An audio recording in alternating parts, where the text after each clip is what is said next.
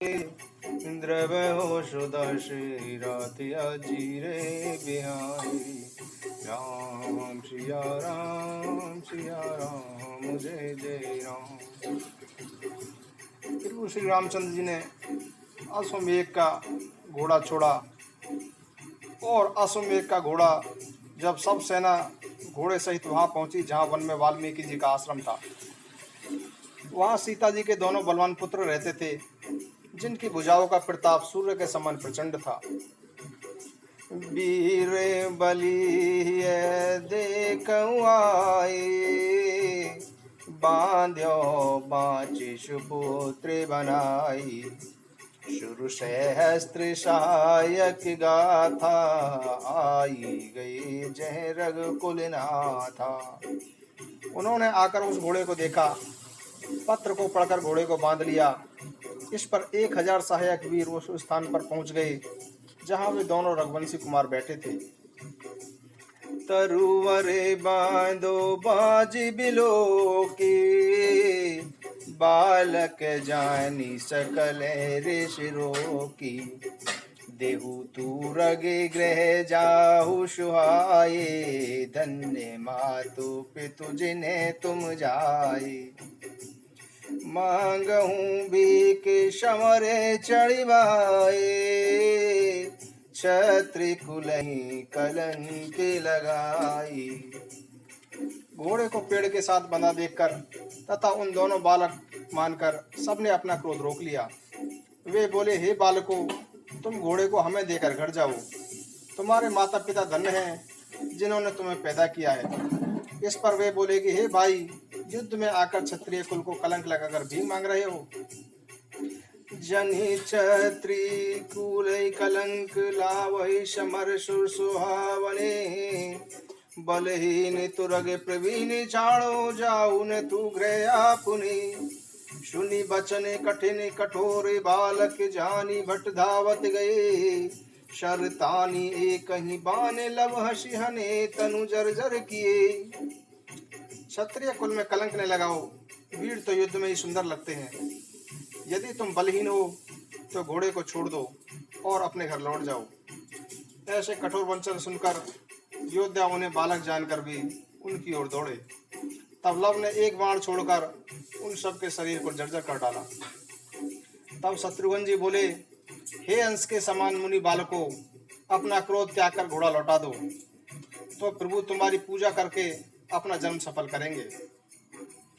कौन नामे नृप के पुरवासु, फिरहूँ विपिन निज सेन प्रकाशु। छाणहूँ बाजी हेतु के ताता, लिख्यो पत्र बांधो ये गाथा। यह सुनकर दोनों बालक बोले, हे राजन, आपका क्या नाम है तथा आप किस नगर में रहते हैं? अपनी सेना लिए जंगल में क्यों फिर रहे हैं? हे तात, आपने घोड़ा क्यों छोड़ा है और यह पत्र क्यों लिखा है?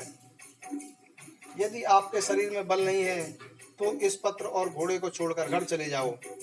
ऐसा कठोर शब्द सुनकर शत्रुघ्न जी लज्जित हो उठे और अस्त्र पकड़ो कहकर मुस्कुराए। इस पर लव बोले, बलवान राजा हमें ललकार रहे हैं, क्या ताली बजाने से सिंह डर जाता है? और ऐसा कहकर हाथ में धनुष बाण लेकर मुनि के चरणों में ध्यान कर उन्होंने शत्रुघ्न जी के सारथी व घोड़े को मार डाला और उनके शरीर में करोड़ों बाण मारे। दोनों राजकुमारों ने एक एक को ललकार कर रण में मार डाला, पर जो कायर थे वे भागकर श्री राम जी के पास आए। पूछे शकल भानु कुल नाता, रिपु के शकल कहे गुण गाथा। लक्ष्मण संग जाऊं सब भाई, मुनि बालक बांधु बरियाई। जब राम जी ने पूछा तो उन्होंने शत्रु के सारे गुणों की कथा कह सुनाई। इस पर श्री राम जी बोले, तुम सब लक्ष्मण के साथ जाओ और मुनि बालकों को बांध लाओ। उन्हें मारना मत, नगर में ले आना, क्योंकि ऋषि बालकों को मारना उचित नहीं होगा। लक्ष्मण जी के साथ अपार सेना भी चली। शीघ्र ही वह सब उस स्थान पर जा पहुंचे जहां युद्ध हो रहा था।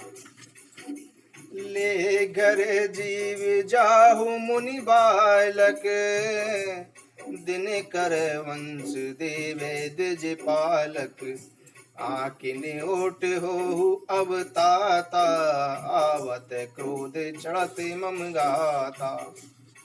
लक्ष्मण जी बोले कि हे मुनि बालको, अपने प्राण लेकर घर लौट जाओ। सूर्य वंश देवता और ब्राह्मण का रक्षक है। हे तात, अब तुम आंखों की ओट में हो जाओ, क्योंकि मेरा क्रोध बढ़ता जा रहा है। लक्ष्मण जी के ऐसे वचन सुनकर दोनों वीर बालक हंसे और कहने लगे कि हे रणधीर, आप अपने भाई की दशा देखकर घर चले जाइए। लक्ष्मण जी ने कहा कि हे मूर्ख, तुम अपने सहायकों को बुला ला, केवल तुझे मारने में कुछ भलाई नहीं है। यह सुनकर उसने बड़ा कठोर बाण तान लिया, जिससे पृथ्वी कांपने लगी और शेष जीवी घबरा गए। हे गरुण जी, बाण बाणों को काट रहे थे तथा अनेक कौतुक हो रहे थे। दोनों वीर प्रसन्नता पूर्वक मल्ल युद्ध कर रहे थे, पर हार नहीं मानते थे। तब लव ने ब्रज के समान एक भूषा लक्ष्मण जी को मारा, तो लक्ष्मण जी ने व्याकुल होकर मन में हार मान ली। फिर उन्होंने श्री राम जी का स्मरण करके बाण से लव को व्याकुल कर गिरा दिया।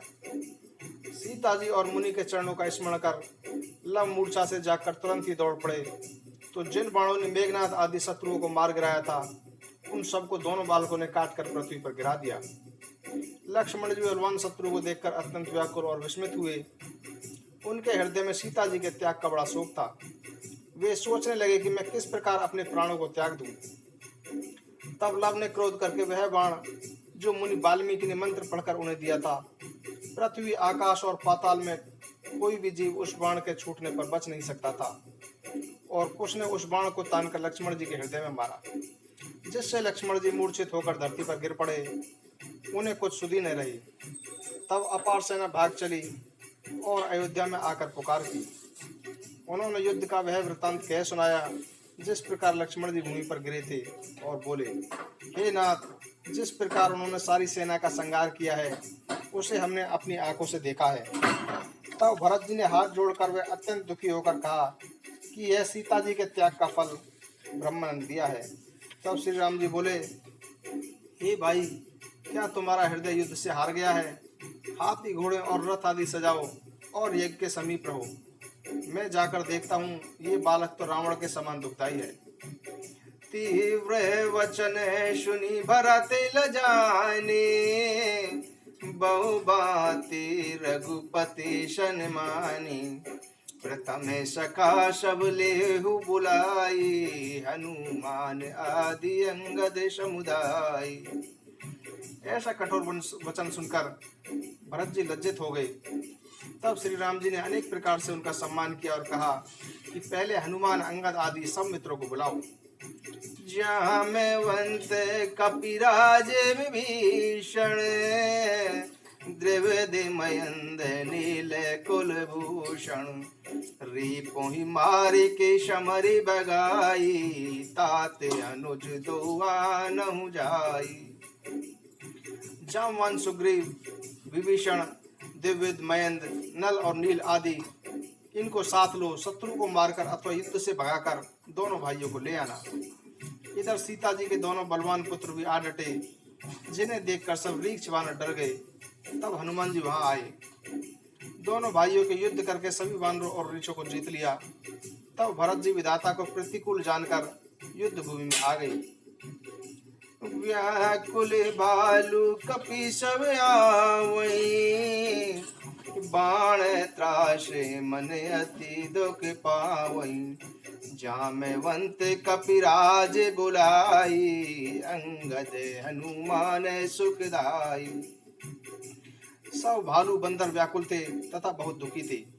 उन्होंने जामवंत, सुग्रीव, अंगद व हनुमान आदि वानरों को बुलाया और कहा, तुम सब मिलकर विभीषण के साथ जाओ और दोनों बालकों को पकड़ लाओ।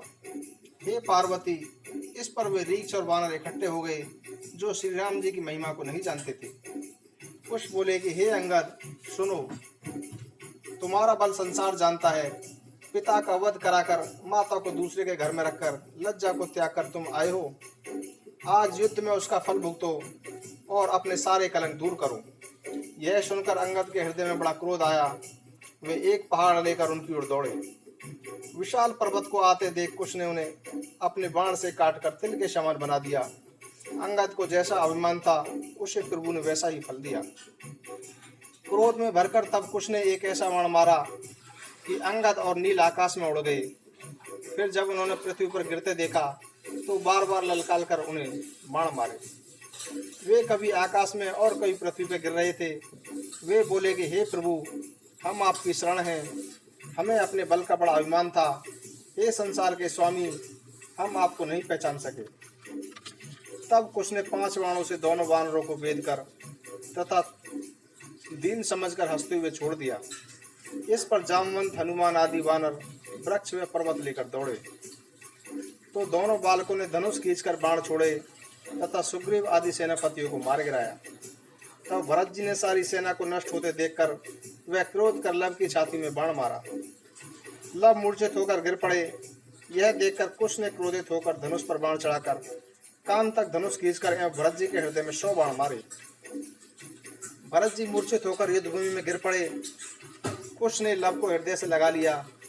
गुरु एवं माता के चरणों का ध्यान करके दोनों युद्ध में जीत रहे थे। 4 दूत समाचार लेने आए तो वे भरत जी की सेना तथा रक्त की नदी देखकर डर गए, जिसमें हाथी घोड़े व रथ बहे जा रहे थे। दूत ने लौटकर अयोध्या में सब समाचार दिया। दूतों के वचन सुनकर श्री राम जी को दुख हुआ और यज्ञ छोड़कर उन्होंने सेना एकत्र की तथा क्रोध में भरकर वहां चले जहां सेना मरी पड़ी थी। उन्होंने उन सुंदर मुनि बालकों को देखकर सिर नवाकर उन्हें अपने पास बुलाया और दोनों से पूछा, तुम अपने माता पिता और अपने देश और ग्राम का नाम बताओ। तुम इस संग्राम में विजयी हुए हो। इस पर वे दोनों बालक बोले, शस्त्र पकड़ो, कहानी न कहो, स्वर्ग में जाकर तुम्हें सब पता चल जाएगा। तब रामचंद्र जी बोले, बिना नाम और वंश जाने हुए मैं आपके सुंदर शरीरों में बाण नहीं मारूंगा। तब वे दोनों बालक कहने लगे, हमारी माता का नाम सीता है और वे जनकपुरी की पुत्री है और हमें वाल्मीकि जी ने पाला है। हम पिता का वंश नहीं जानते। हे राम जी, हमारा नाम लव और कुश है। यह सुनकर रामचंद्र जी के मन में विचार किया कि इन्हें मारना उचित नहीं है। वे बोले, हमारी सेना के योद्धा ही तुमसे युद्ध करेंगे। ऐसा कहकर रामचंद्र जी ने अंगद, नील, जामवंत और सुग्रीव आदि सेनापति को बुलाया। तब बलवान लव सावधान हो धनुष बाण लेकर दौड़े और विभीषण के सामने आकर क्रोधित होकर बोले, सुनु शट बंदई समर जुझाई, शत्रु ही मिलो परम कदराई, पिता समान बंधु बड़े तोरा, त्रियाता शुले घर बर जोरा। सुन मूर्ख, तू भाई को रण में लड़ाकर और डरकर शत्रु से जा मिला। तेरा बड़ा भाई पिता के समान पूज्य था, उसकी स्त्री को तूने बलपूर्वक अपने घर में रख लिया। पापी मात कही के बारा, सो पत्नी यह धर्म तुम्हारा, बूढ़ी मरहूं सागर में जाई, मरुगर काट अधम अन्यायी। हे पापी, जिसे तूने कितनी ही बार माता कहकर पुकारा होगा, उसी को तूने अपनी स्त्री बना लिया। यही तेरा धर्म है? रे अधम अन्यायी, समुद्र में जाकर डूब मर या गला काट कर मर जा। रणभूमि में मेरे सामने आकर गाल बजाते हुए तुझे लज्जा नहीं आती? आंखों के सामने से हट, नहीं तो अपनी मौत निकट जान। यह सुनकर विभीषण ने लज्जित होकर हाथ में गदा ली तो लव ने उसे बाण से काटकर टुकड़े टुकड़े कर डाला। फिर विभीषण ने त्रिशूल फेंका जो लव के शरीर में बिजली सा जा घुसा। दोनों भाइयों से त्रिशूल को निकालकर पुनः बाण मारे, जिससे जामवंत, सुग्रीव, नल, अंगद आदि विलाप करने लगे। जो वृक्ष में पहाड़ वानर लाकर डालते थे, वे दोनों बाणों से उन्हें धूल के समान उड़ा देते थे। उन्होंने अपने बाणों से वानरों को घायल कर दिया और जैसे जैसा उचित था वैसा ही फल दिया। लव ने सुग्रीव के हृदय में बाण मारा तो 7 योजन तक जा गिरे। जब जामवंत क्रोधित होकर दौड़े, कुश ने मल्लयुद्ध किया। तब कुश ने अनेक बल से जामवंत को पछाड़ दिया और दोनों हाथ पैर बांध लिए। फिर हनुमान को बांध लिया और घोड़े के निकट ला रखा। फिर लव को रखवाली के लिए छोड़कर वह श्री राम जी के पास चले और देखा कि श्री राम जी रथ पर सो रहे थे। कुश लज्जित होकर लौट आए। वे अपने अस्त्र और वस्त्राभूषण घोड़े पर रखकर हनुमान जी को लेकर चले। हनुमान और जामवंत के साथ वह सुंदर वस्त्र आभूषण व घोड़े को लेकर चले और सीता जी के पास आकर उन्होंने मस्तक नवाया। दोनों पुत्रों ने भली भांति से दोनों पुत्रों ने भेंट भली भांति आगे रखी। कपि और जामवंत दोनों को पहचान कर और आभूषणों को देखकर सीता जी सहम कर डर उठी। इसी समय वाल्मीकि जी भी घबरा कर वहां आ गए। सीता जी ने उनसे विनती की। हनुमान और जामवंत के बंधन खोलकर उन्हें बहुत प्रकार से समझाया और कहा, श्री राम जी, लक्ष्मण, भरत और शत्रुघ्न, इन सबको तुमने रण में सुलाकर, हे पुत्र, तुमने कुल में कलंक का काम किया है। मुझे तो ब्रह्मा ने विधवा ही कर डाला। अब शोक त्याग कर चंदन और अगर लाओ, मैं अपने पति के साथ जल जाऊंगी। मुनि वाल्मीकि जी ने सीता जी को धीरज दिया और बालकों को साथ ले आदर पूर्वक चले। युद्ध में बालकों के चरित्र को देखकर मुनि प्रसन्न हुए। श्री राम जी के रथ व घोड़ों को पहचान कर प्रभु के चरणों में आ गिरे और बोले, हे कौशलनाथ, उठ बैठिए, आपके दुखी पुत्र आपके सम्मुख खड़े हैं। फिर मुनि की कोमल वाणी सुनकर राम जी जागे। उन्होंने हंसकर अपने नेत्र खोले और मुनि को हृदय से लगा लिया। जिस प्रकार लक्ष्मण जी सीता जी को वन में लाए थे, मुनि ने वह सब कथा कह सुनाई। फिर वाल्मीकि जी ने महादेव जी, ब्रह्मा और सूर्य को साक्षी कर लव कुश की सारी कथा का वर्णन की। तब श्री राम जी दोनों पुत्रों को हृदय से लगाकर मिले। देवताओं ने अमृत वर्षा कर सारी सेना जीवित कर दी। भरत आदि सब भाई भी जाग उठे। लक्ष्मण जी सीता जी के पास पहुंचे। फिर श्री राम जी ने लक्ष्मण जी को बुलाया और कहा कि हे तात, तुम मेरी महिमा सुनो। हे भाई, मेरे वचनों को सुनकर तुम सीता जी से जाकर शपथ लो।